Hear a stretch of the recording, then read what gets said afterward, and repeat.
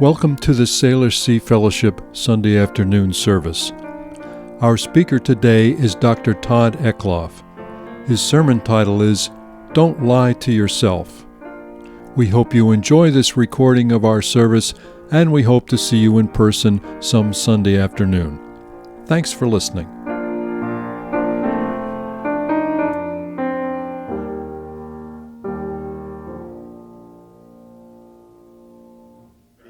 I'm Nils Peterson from your Board of Trustees with a few announcements before we start.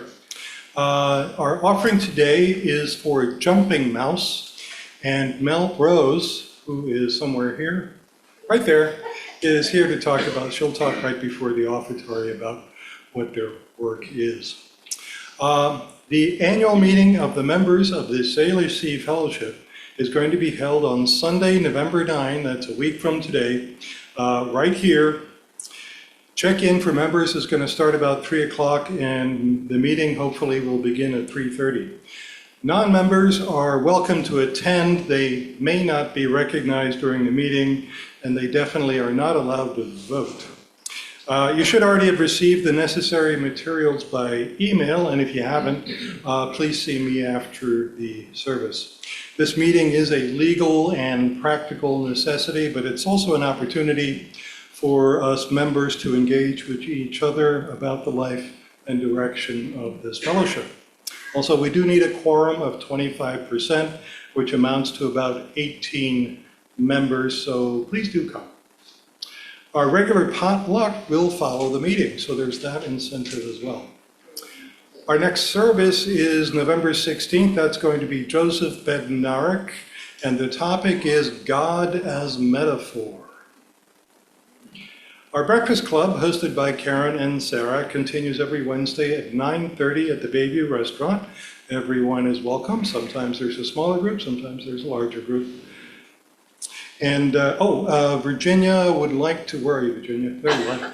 Would like to talk about our lighthouse groups.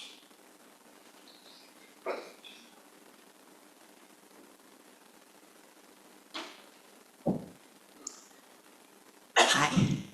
Is this on? Yeah. You can hear? Okay. We at the Salish Sea Fellowship are all about community and bonding within our friendship circles. So we are in the process of forming a new lighthouse group, it's called. There is one, and there are 10 of us who've been meeting now for several years. Most of them are in the room, but we need another one. And it has been an absolute joy for those of us who have been in it. And here's how it works. You meet, probably a group of 8 to 10, and every couple of weeks gather either at alternate homes or here or at some public place that you choose. And the first hour is what's going on in your life, and then some snacks. And then the second hour is a discussion topic, which is chosen by whoever is hosting at that point. And it can be spiritual issues, it can be, what all have we done? We've done just about life issues. Sometimes it's just plain fun. But the joy of it is that you get to know some people really well beyond the coffee hour process here. So if you are at all interested, I will send you the guidelines that we put together for how it works. Just see me afterward, or where's Ann? Or Ann, or you can give it to Karen, or give it to Nils. Anybody who's in our group would be glad to pass the word along to me, and I'll send you the information. Thank you much. We need 6 or 7 more, so hop to it. Don't forget the jar for CUMC donations located in the same table as our treats, very conveniently. Please make any donations by the end of coffee hour. I'll ask you if you're a member and you have not yet signed our membership book, and there are still a few of you, you're welcome to do so after the service. The membership book is back.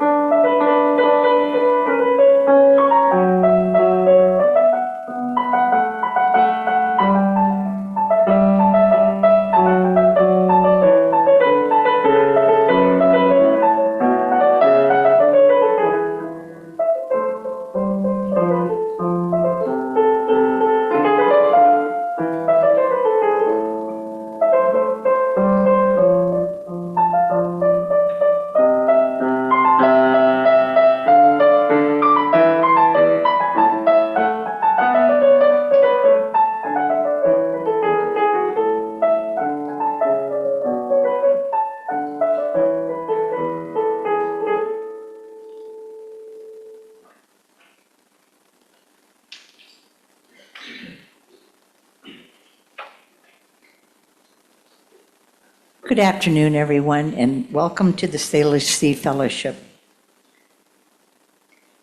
Thank you, Pat, for your prelude. We are a religious community with open hearts and open minds. We embrace the traditional principles of Unitarianism and Universalism. My name's Kendra Golden, and I am your pulpit assistant today. Our speaker is Todd Eklof, and at this time I'd like to invite Ron to come up and give a little introduction to our speaker for today.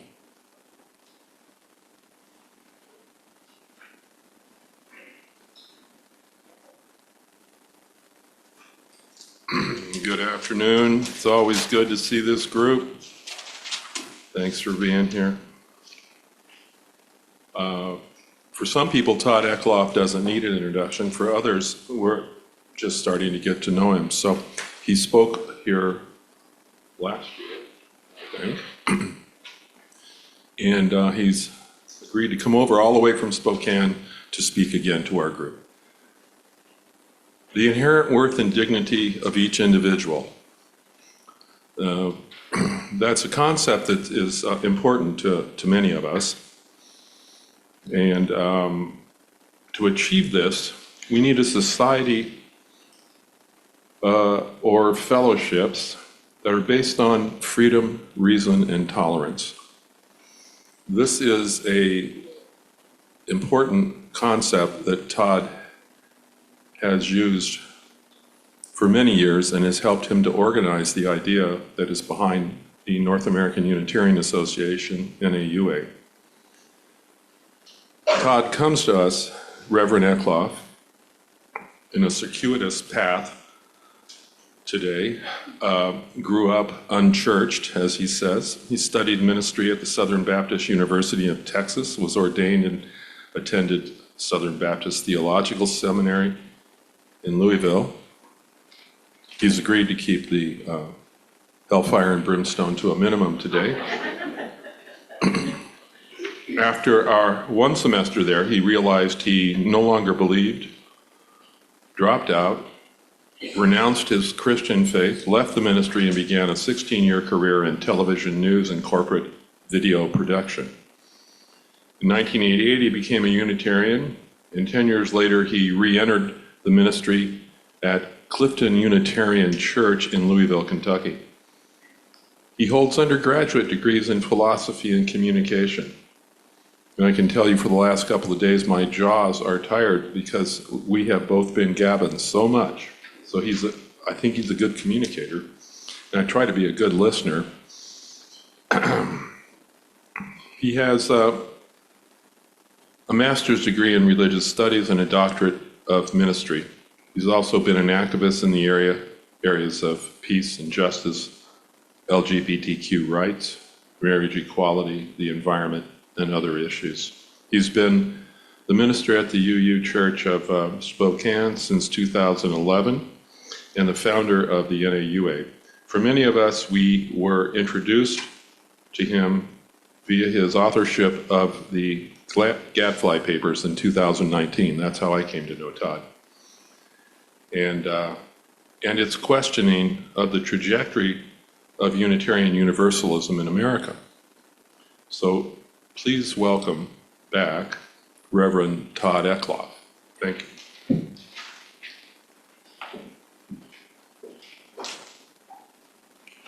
Thank you, Ron. If you have not already done so, please silence your cell phones so we can enjoy our time together.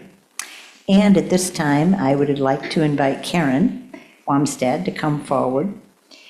If you would stand or raise your hand so that we know if you are visiting today, she would like to bring the microphone to you and let you introduce yourself. Are there any visitors today? Well, I'll let you do, sure. I guess this is a warm-up for a little bit when I'll be standing in front of all of you.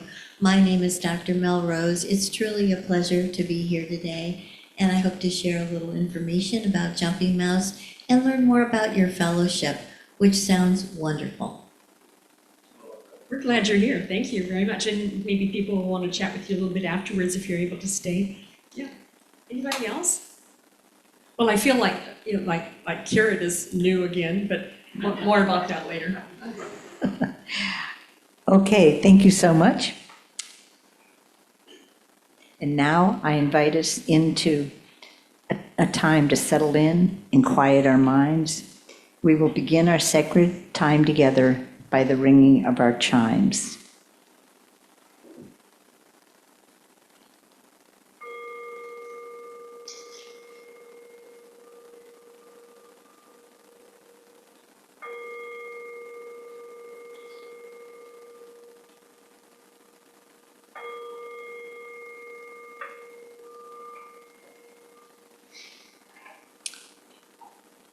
And now we're going to light our chalice with these words. The chalice lit among us is a beacon of hope in a world in crisis, a beacon of possibility made manifest in community, a beacon of warmth through our interconnections, a beacon of light illuminating our shared wisdom, a beacon of connection by our being together. Words from Deborah Falk. Thank you, Karen.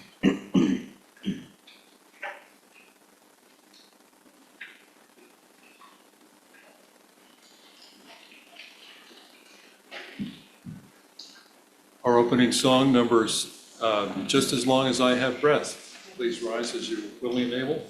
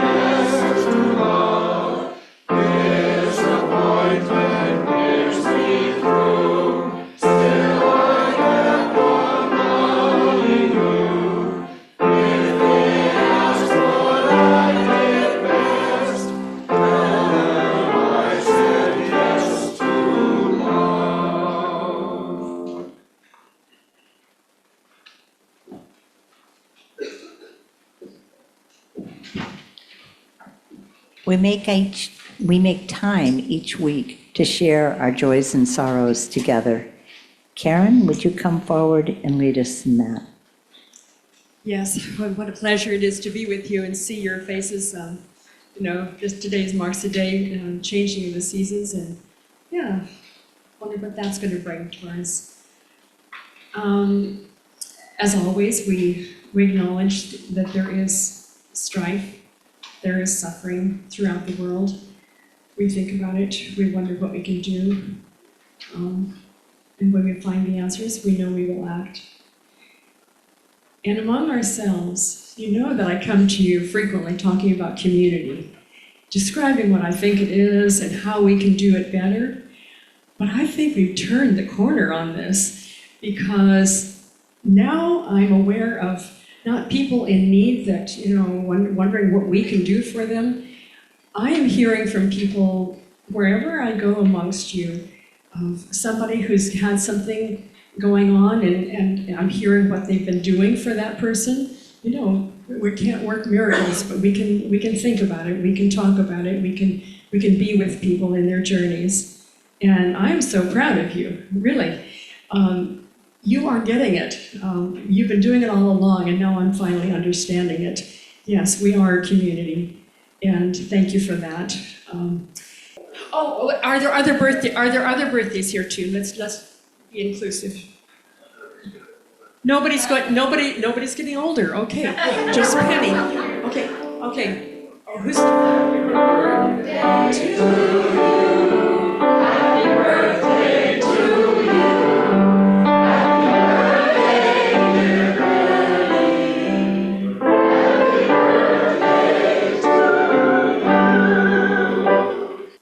Your turn. As previously mentioned, our offering today is for Jumping Mouse. Mel, would you come forward and tell us a little more?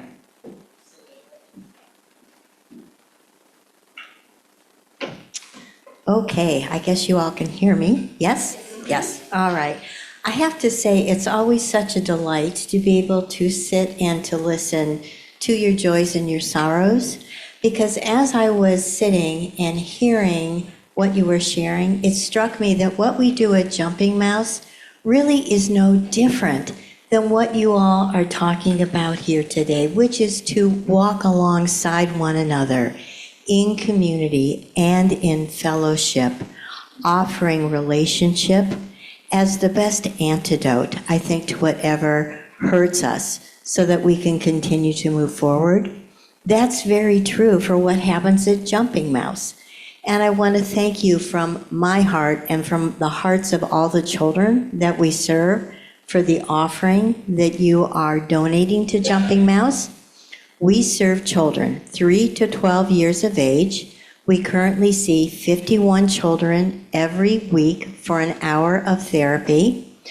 Unfortunately, we have a waiting list of 23 children, and those children tend to linger on our waiting list because the nature of the work that we do is called depth therapy.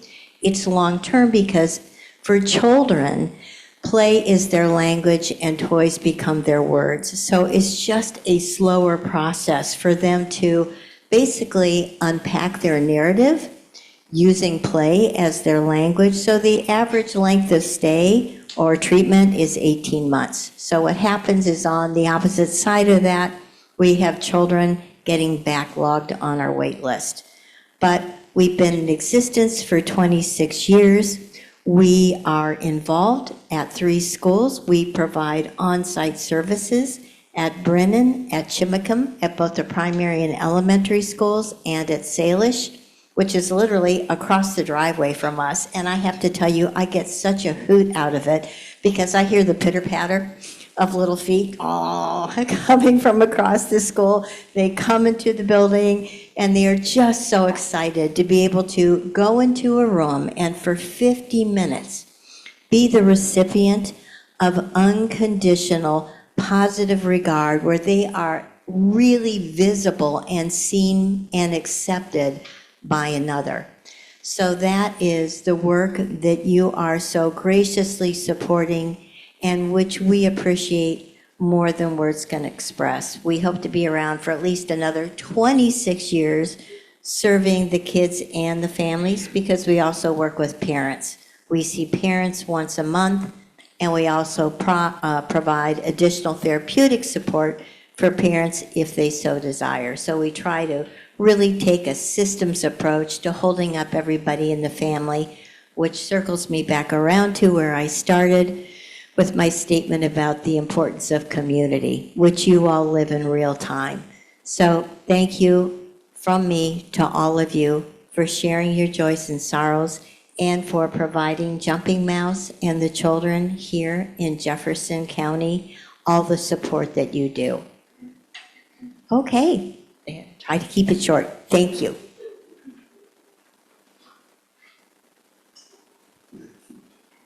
Thank you, Mel.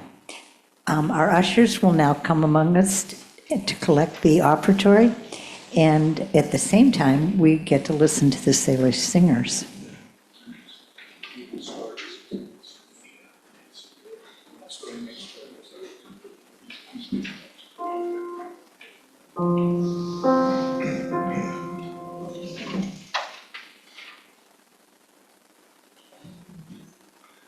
This whole world is full of sorrow, full of sickness, will and sore. If you love your neighbor truly, love will come to you the more. We're all children of one family. We're all brothers, sisters too. If you cherish one another, love and friendship come to you. This whole world can be a garden full of fragrance, full of grace. If we love our neighbors truly, we must meet them face to face.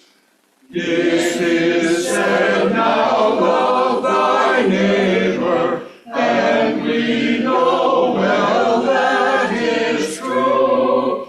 This the sum of human labor, true for me as well as you.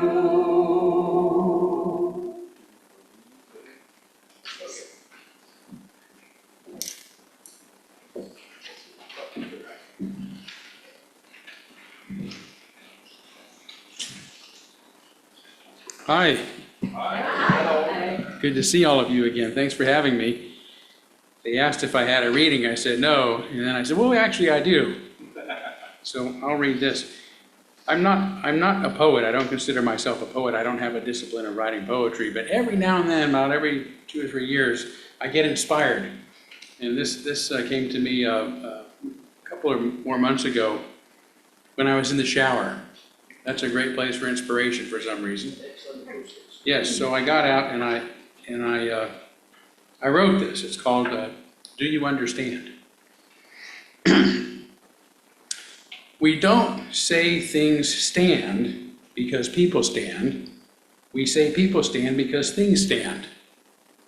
There are so many ways to stand. Do you understand? I put my book down on my nightstand right next to my lampstand. Sometimes I grandstand, misunderstand, take a stand, stand together, stand with, and stand beside. Can you withstand hearing what you can't stand? Do you understand? Yeah. We don't say things see because people see. We say people see because things see. There are so many ways to see. Do you see? Dogs see in grayscale, bats see sound, bees see colors I can't, and a blind man sees his friends, his favorite movies, and what's happening in the world just as good as most. I see in my mind's eye. I see what you're saying. I see the truth. Sometimes I see the future. Do you see? Mixing up pronouns may not be amusing, but it's so goddamn confusing. Whoever thought that he, she, and they could be so abusing? I won't throw a fit if you say it, because it's the Queen's proper English. It's neutral. There's nothing wrong with it. It's all right. It's nice. It's good. But now, they can mean one, too. So say what you want, but they means many, and sometimes one, too. Don't come undone, have fun. People don't mean the things they say. People say the things they mean. They're not mean things, they just mean things. You may put ideas into my head, but please don't put words into my mouth. Just try to see what I'm saying. Just try to understand. Do you understand?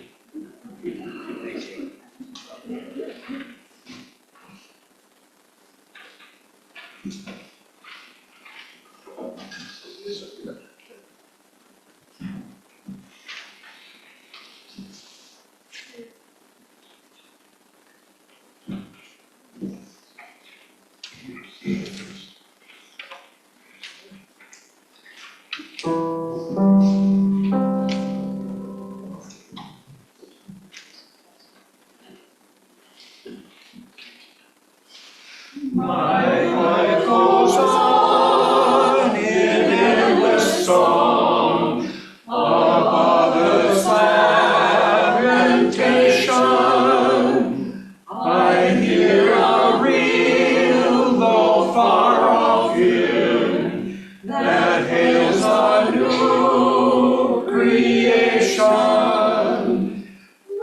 all the tumult and the strife, I hear the music ringing. It sounds an echo in my soul. How can I keep from singing? What though the tempest from me roars, I know the truth it liveth.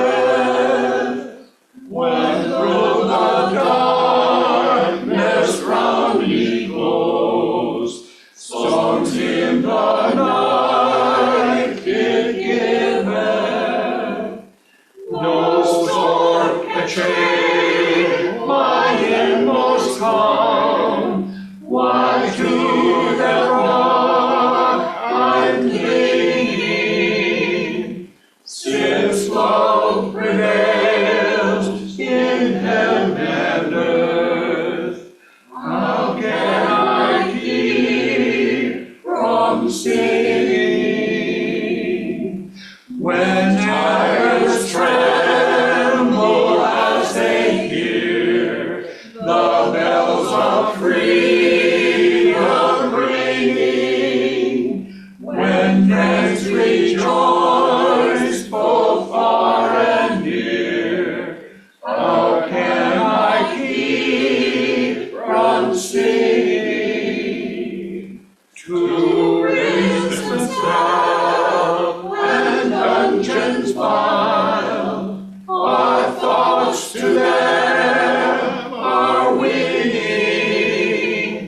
When friends by shame are undefiled, how can I keep from singing?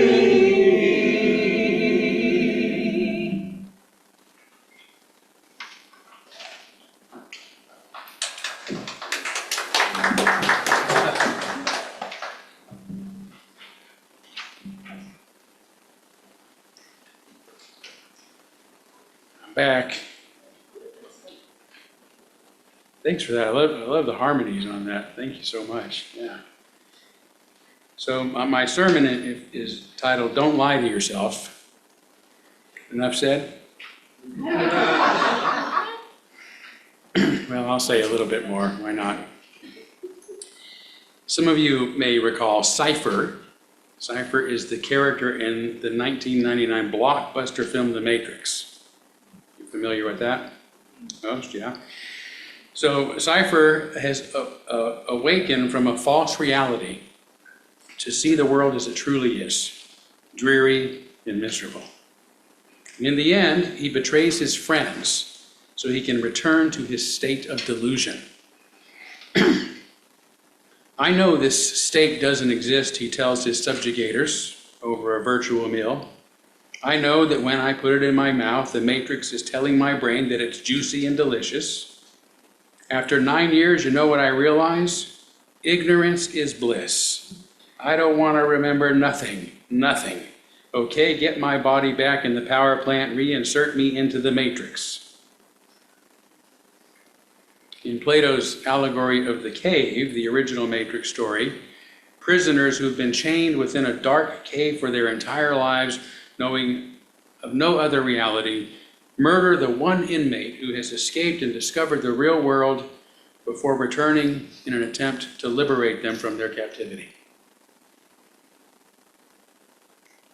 It is one matter to deceive others, but to deceive ourselves by intentionally ignoring and resisting what is true and real isn't just a betrayal of our friends, as in the Matrix, or the abandonment of our society, as in Plato's allegory. It is self-deception. It is a betrayal of one's self. Yet how many of us prefer it this way? How many, like Cypher, the Cypher character in Plato's Prisoners, prefer the lies to the truth, our delusions to reality? How many would rather remain blind than see? We prefer to deceive ourselves because our fantasies, like Cypher's imaginary steak, are often easier to swallow than reality. Delusion is a psychological coping mechanism, which is why most mental illnesses are dissociative in nature, meaning that they enable us to break from reality, to avoid it, to enter a matrix of our own making, to stay in the dark, even if it means betraying the truth and attacking truth tellers. I propose that most of us prefer lies to the truth much of the time. Life is hard. Deciphering the truth is difficult and uncertain compared to the false reality and security of self-deception. Falsehood is easy because it is negatively and positively reinforced by our families, by our friends, and by our society. Ascribing to the status quo secures us a place amongst others. It gives us a sense of belonging and reassurance that we will have access to the benefits of society so long as we go along with the crowd. It is the truth tellers, the whistleblowers, those who dare say, "Look, the emperor has no clothes," who are most likely to find themselves on the outs, silenced, ostracized, and unemployable. So the fear of truth isn't entirely irrational. There are sound reasons for sometimes keeping our mouths shut. Yet it is one thing to keep what we think to ourselves, and another to deny it even to ourselves. Each of us, according to psychologist Carl Jung, must put on a false face before the world, a psychological state that he called the persona, named after the mask once worn by the ancient Greek actors. In order to move into the world, he said, we have need of a certain attitude or a persona, the mask that we turn toward the world. Jung believed that the persona can be of some social utility so long as we ourselves don't mistake our mask for the authentic self behind it. Yet in doing all their small tasks, he said, most people believe that they are their mask, and thus they become neurotic. That's when our dissociative and delusional states form, and when our social masks deceive even ourselves. If I should believe I was exactly what I am doing, it would be a terrible mistake. I would not fit that fellow, Jung said. But as soon as I say that I am only playing a role for the time being to please you, I'm all right. It's necessary to put on a public face, to hold back our feelings, to keep our thoughts to ourselves, to temper our words, to compromise sometimes. So long as we remain honest with ourselves about who we truly are, what we truly believe and feel, it's okay. In other words, just don't lie to yourself. On the other hand, sometimes we must be brave enough to reveal even our true face. We must risk being ourselves, risk taking a stand, speaking up, and saying what we mean. Determining when to and when not to wear our mask is related to the greatest source of human anxiety, of human angst, the dilemma between freedom or belonging, between the authentic self and the social self. It is a chronic source of anxiety and a lifelong balancing act in which we continue sometimes to stumble and fall. I can't tell you exactly when to wear your mask or when to remove it, when to choose freedom rather than belonging, but whether it is on or off, just don't lie to yourself. Resist the easy way out by going through life, ignoring what you know deep down is true and real, as Cypher does in The Matrix. Escaping from reality is not a healthy means of coping with life's challenges. At its worst, it can lead to serious dissociative disorders, causing individuals to have actual breaks from reality. For most, however, it means at minimum being out of integrity with ourselves.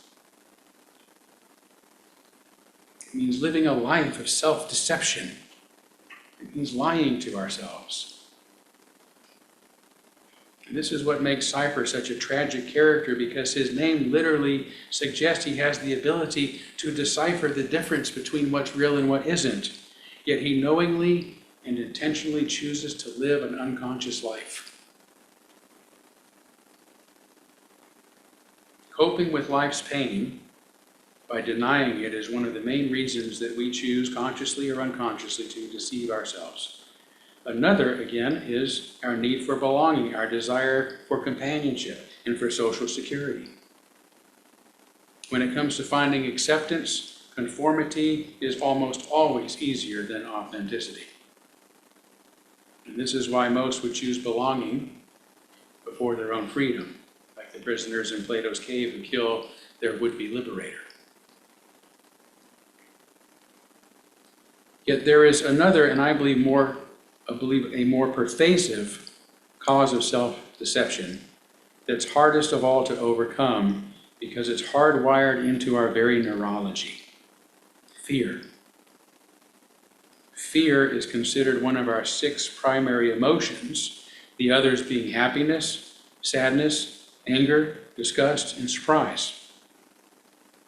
But unlike these others, fear has a special place in our brains, in the amygdala, these 2 almond-shaped nuggets, which are wired to our hippocampus, the area that is wired to our temporal lobes responsible for processing our emotions and other functions. Authors Peter Diamandis and Stephen Kotler say it's our early warning system, an organ always on high alert whose job is to find anything in our environment that could threaten us. Anxious under normal circumstances, once stimulated, the amygdala becomes hypervigilant. We're wired for fear.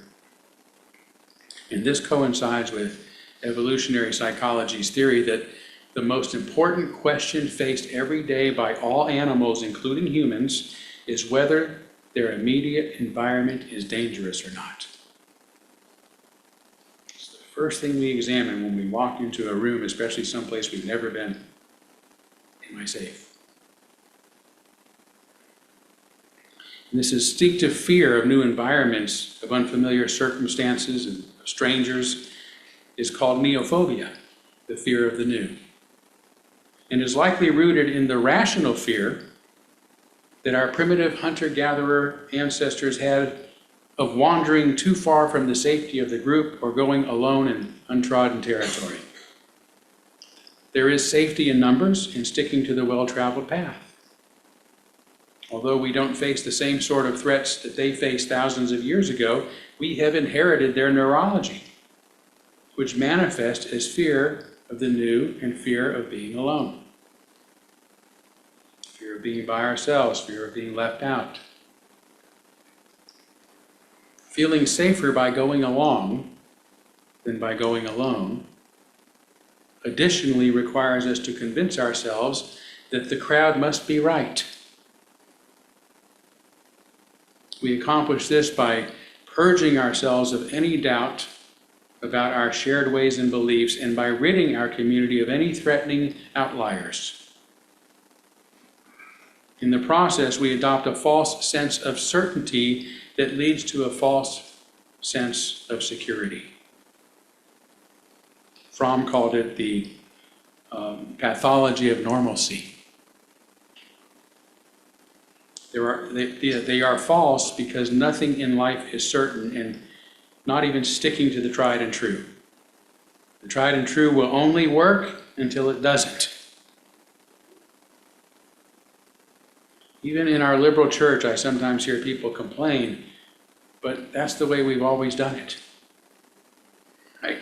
Or behave as if any change is a moral crisis, even if it's just moving the furniture. Fortunately, this isn't so of most, but it does happen.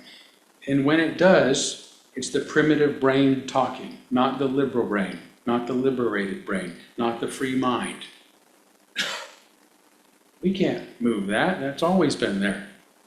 That's not liberal, folks. That's not free. Of course we can move it.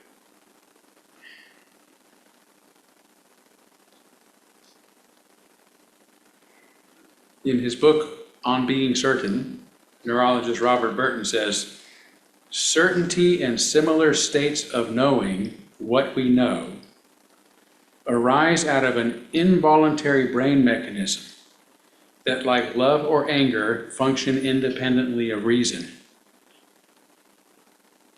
I'm going to read that again. It's astonishing. Certainty and similar states of knowing what we know arise out of involuntary brain mechanisms that, like love or anger, function independently of reason.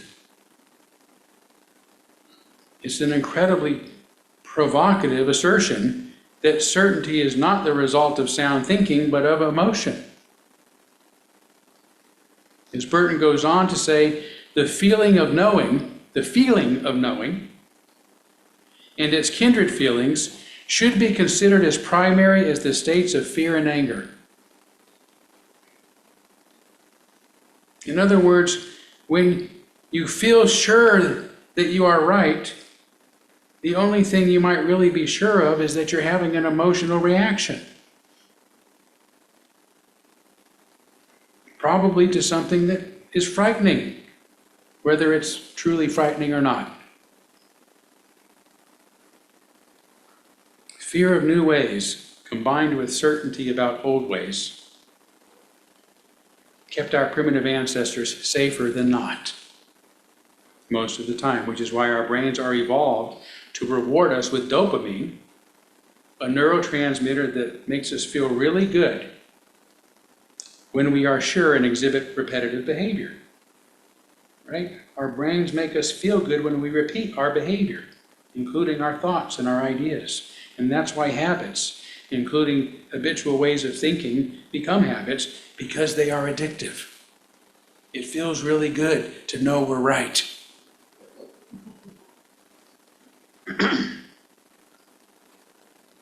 So to summarize what I've said so far, we have a greater tendency to deceive ourselves than not because we prefer belonging to freedom, have brains that have evolved to make us fearful of anything new and that reward us for feeling certain, even when we're wrong. So if we are psychologically and neurologically wired for self-deception, what can be done for us to live a life of intellectual integrity, of having integrity with ourselves? To answer this, let's consider some of the mechanisms that I have found helpful in my own efforts to be more honest with myself. Based upon what I've already said, the first may be self-evident. Learn to recognize the most obvious signs of self-deception, which are the feelings of fear and certainty. For example, there's currently a lot of fearful thinking about the advent of artificial intelligence. And this isn't to say there aren't legitimate reasons to be cautious about its misuse. As Joseph Heller said, who wrote Catch-22, just because you're paranoid doesn't mean they're not after you. Fear has been important in the survival of our species, which is why it has a special place in our brains. Fear has been important and kept us safe by motivating us to proceed with caution or not to proceed at all. That's really why so many people are conservative. But when our beliefs are based on fear rather than reason, we need to re-examine them and be brave enough to explore those other possibilities. The same goes for the feeling of certainty. The more certain we feel, the surer we can be that we are not being rational. Truth is a philosophical problem because we cannot know anything with certainty. And this is why I often say, base your next leap of faith on your best educated guess. This means researching the evidence for specific ideas and evaluating their logic, rather than relying on your feelings to drive your beliefs. But be careful of confirmation bias, especially when doing research on the internet these days, where we can find an argument supporting just about anything our feelings desire. There's a major difference between reason and rationalization. Reason leads us to new ideas and new beliefs. Rationalization falsely reassures us about what we already think we know. Secondly, always strive to base your beliefs on reliable evidence and sound reasoning. Logic is a skill, and it is a difficult one to learn, but the most important part of being logical is really easy. It comes natural to us. Always ask why. Why? Why is one of the first questions we learn to ask as children, sometimes annoyingly and incessantly so. It's one of the first questions we are discouraged from asking by being told things like, don't question me, just do as I say, or because I said so. If you've been discouraged from asking why, and I'll bet you have, I urge you to reclaim this intellectual prerequisite. Logic is called reason for a reason because it requires reasons for the ideas that we decide to believe. Asking why is the only means of obtaining those reasons and determining if they are sound or not. Because I said so is not a sound reason. A third mechanism for ideological integrity is learning to recognize basic logical fallacies. And there are several. So I'll mention only those that I find to be most common, including among those on both the left and the right of things these days. First, especially nowadays, sadly, is the ad hominem fallacy. The ad hominem attack, right? To the man. Going after, killing the messenger, so to speak. Which occurs when, rather than arguing the merits or against the merits of an idea, we simply attack the character or motives of those who hold them. Criticizing Elon Musk, for example, as being an unelected billionaire has nothing to do with whether or not his ideas are right or wrong. If we are critical of his former role as what I hope is now head of the defunct Department of Government Efficiency, then we should just stick to the facts, right? Despite his claims that Doge had uncovered hundreds of billions of dollars in waste and saved billions, the agency provided little proof that either of those things is true, making it illogical to believe such claims. We don't know why. Why should we believe those things, right? Attacking Musk's character to disprove these assertions is simply illogical, as is vandalizing Tesla vehicles to prove that only proves that some people are extremely angry, but nothing about the value of his ideas. When President Trump, on the other hand, plays on people's emotions, as he did prior to the re-election, I'm still sore about that. How about you? By making these unsubstantiated claims about millions and millions, right? Millions and millions of criminals invading our country,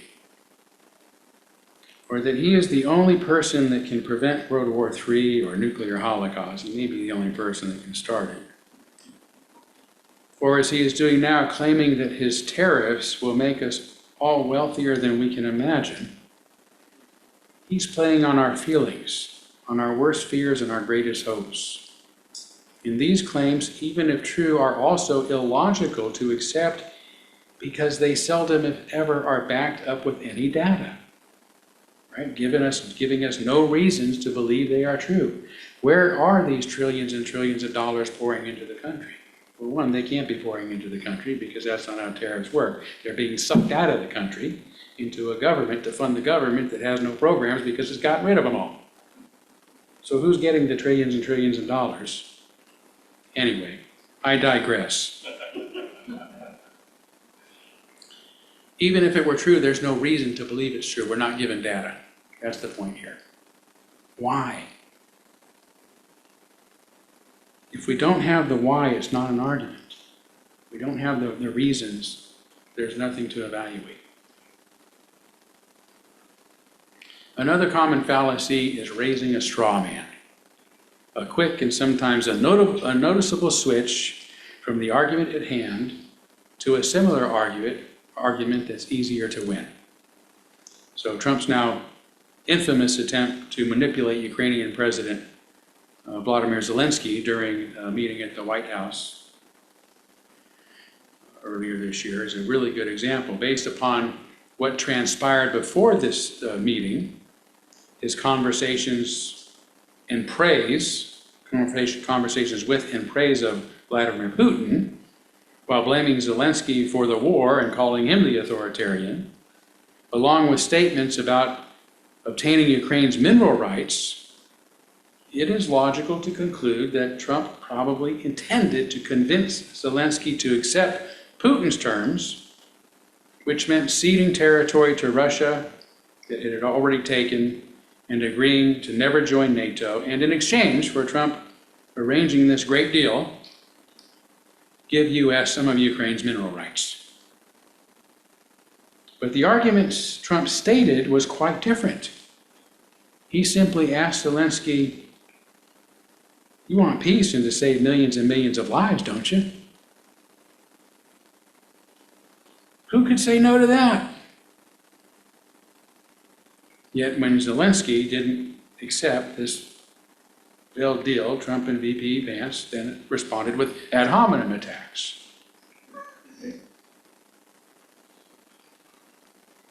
As I've said, there are plenty of other fallacies, but let's leave it at those three. Appeal to emotion, ad hominem, and raising a straw man. Those are often the most common. And for now, I'll just say, learn to see these three fallacies in the thinking of others, but most importantly, learn to notice them in your own thinking, because this is about not lying to yourself. And this leads to another mechanism for avoiding self-deception. Explore the merits of those ideas you most disagree with.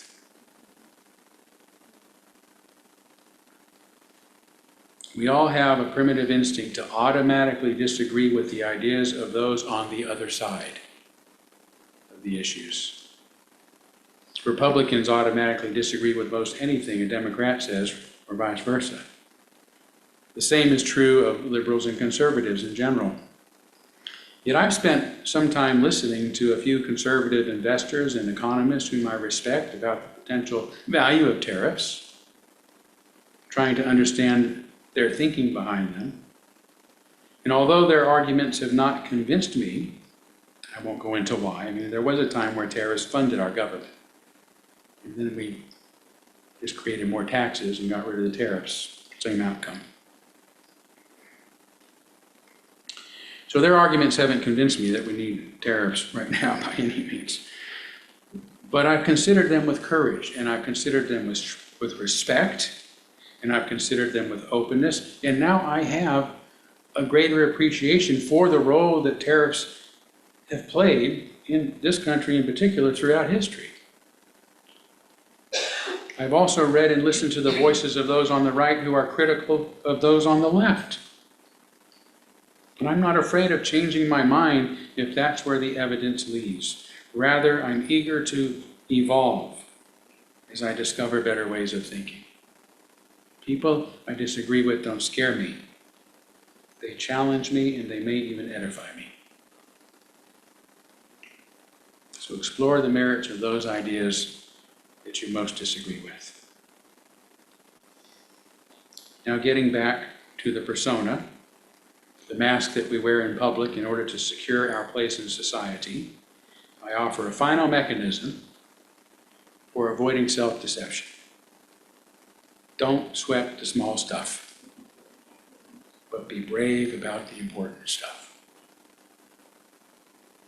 Don't sweat the small stuff, but be brave about the important stuff. As I said, we're always trying to juggle our competing needs for both freedom and belonging. In order to belong, we need to compromise, which means not always getting our own way, not always saying exactly what we think, and not always being ourselves. It means wearing our persona, putting on our false face.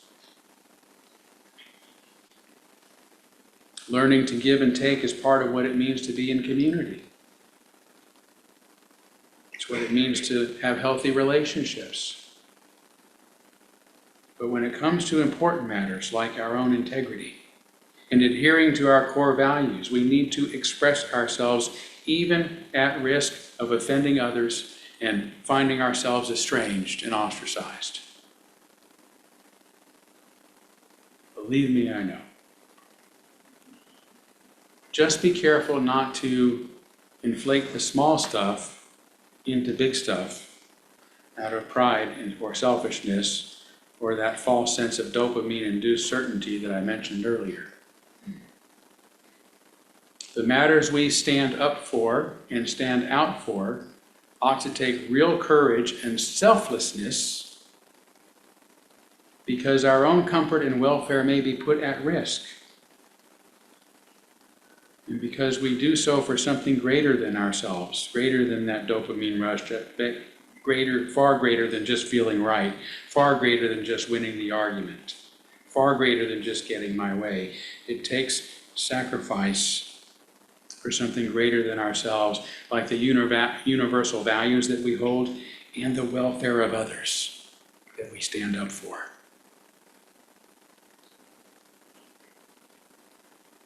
We are wired to fear new ideas and new ways, and to go along with the crowd and not wander too far from unfamiliar territory. That's the belonging part of our psychology. But we are also driven toward freedom, exploration, and discovery, which is why our species now inhabits nearly every climate on Earth and has even traveled into the crushing depths of the sea and into the lonely emptiness of outer space. This is the part of our psychology that takes courage, just as it takes courage for us to live a life of intellectual integrity by doing our best to not deceive ourselves. So be brave, think well, and discover our world of wonders. Thank you.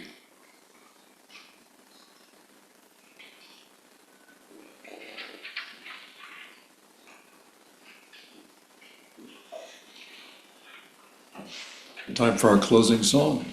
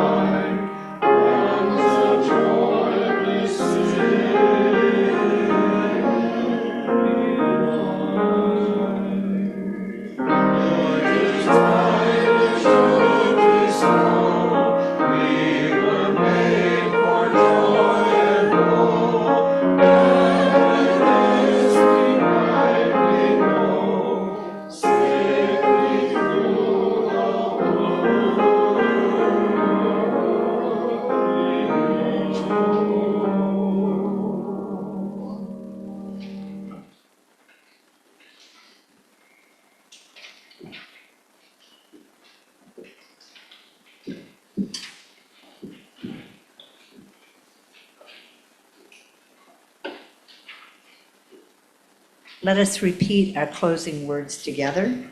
You will find them in your order of service. We extinguish this flame, but not the loving joy of being freely together. We carry that joy until we meet again.